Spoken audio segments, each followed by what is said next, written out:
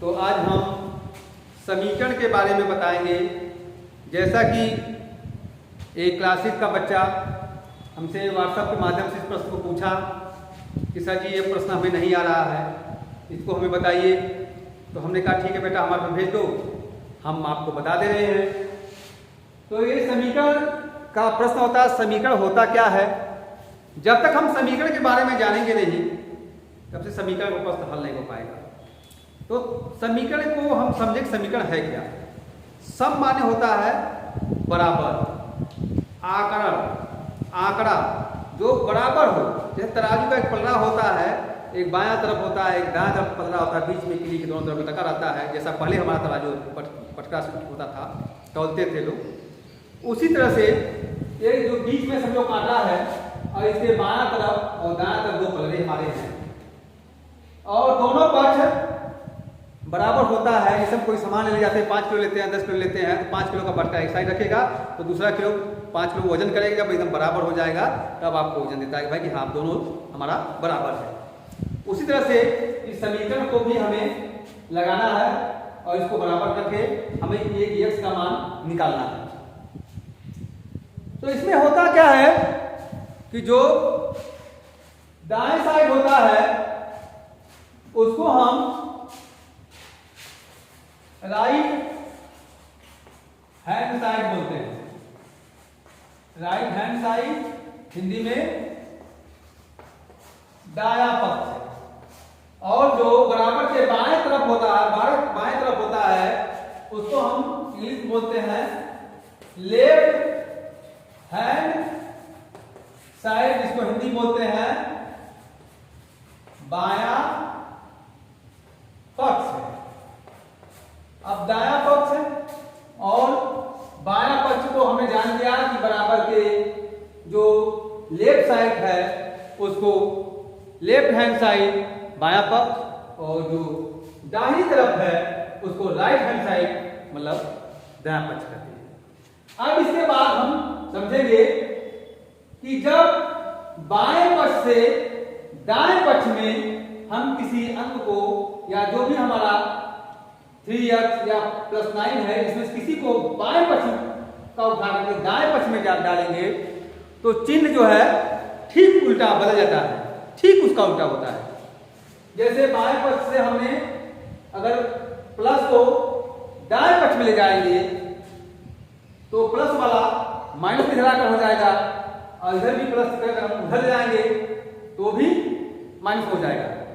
अगर माइनस का है तो चिन्ह दाएं तरफ लाएंगे तो प्लस हो जाएगा।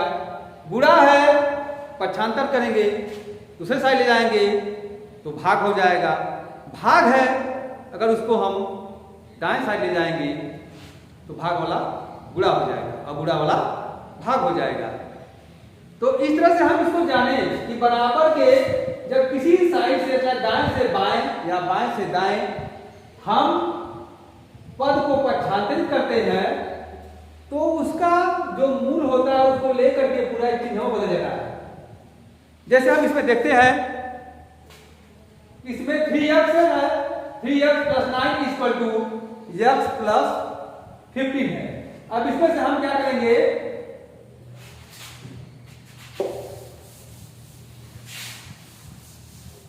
इसमें से क्या करेंगे x को हम बाएं साइड उठा लाएंगे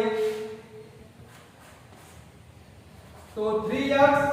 अब x के पहले कोई निशान नहीं है तो यहां होता है छिपा होता सिंगल है, यहां धन है। जब धन है तो यह धन है तो राइट हैंड साइड से लेफ्ट बराबर के लेफ्ट हैंड साइड आ रहा है तो चिन्ह बदल जाएगा। अब यहां जो प्लस है छिपा नहीं दिखाई दे रहा है, बाएं साइड आ जाएगा तो माइनस हो जाएगा, -x हो जाएगा।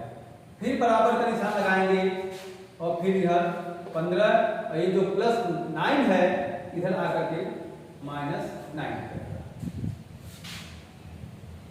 अब इसके बाद दोनों सजाति और विजाति के बारे में जानना जरूरी है। जैसे एक ही जाति के हैं, एक समान हैं तो उनको हम सजाति कहते हैं। दो जाति के हैं तो विजाति कहते हैं।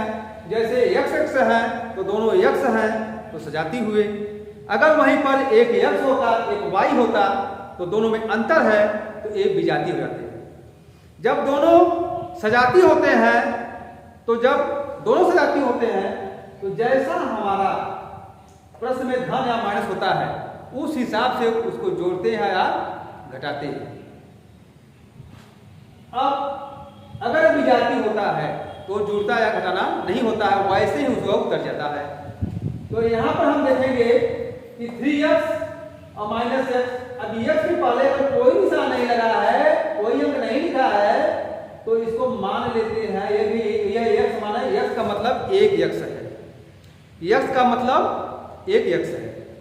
अब 1x यह है और यहाँ 3x है, या 3x - 1x।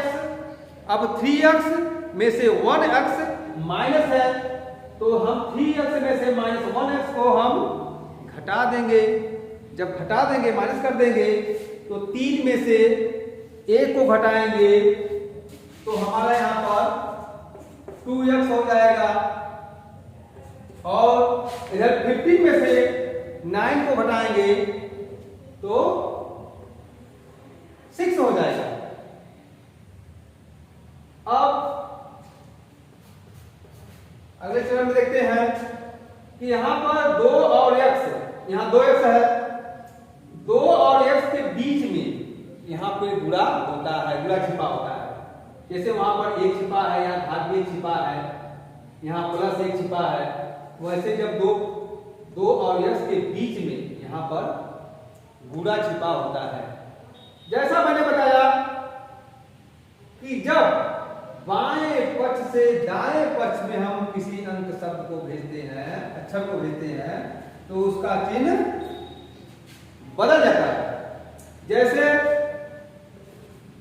अब x को हम बाएं साइड रख दिए और 2 को दाएं साइड भेज रहे हैं, इसको इधर भेज रहे हैं, यहाँ पर गुणा छिपा हुआ है। तो जब यहाँ पर गुणा है तो गुणा वाला जब हटेगा तो ये गुणा के स्थान पर क्या विपरीत क्या होता है, ठीक उल्टा, गुणा का उल्टा भाग होता है। तब यहाँ पे जो गुणा है ये दाएं साइड आकर यहाँ भाग लग जाएगा, बटा माने भाग। अब ये भाग हो गया। अब क्या करेंगे,